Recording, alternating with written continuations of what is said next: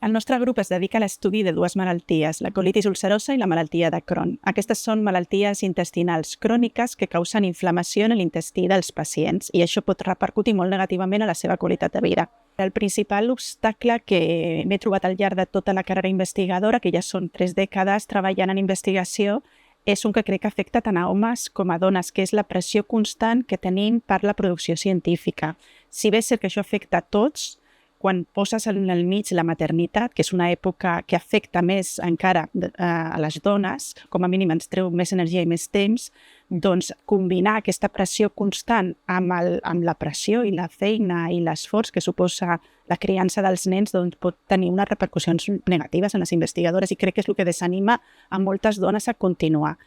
Llavors, jo crec que una certa pressió és bona en la carrera investigadora, que ens hem de posar reptes i intentar sempre fer el millor possible, però també crec que la ciència no és una màquina de produir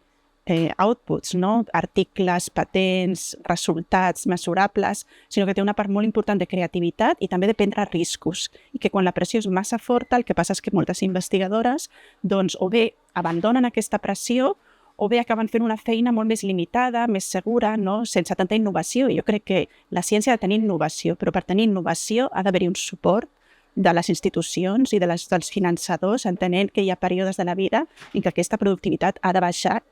innegablement, com és el curs de la maternitat, no? A veure, jo a les noies que s'ho estiguin plantejant per primera vegada, si volen dedicar-se a això, a la ciència, i tenen la curiositat, els dirien que ningú et pot explicar el que és la recerca si no ho vius, i que és passant pel laboratori, dedicant uns anys de la teva vida, fent un doctorat, si pots, quan aprens realment si això és per tu.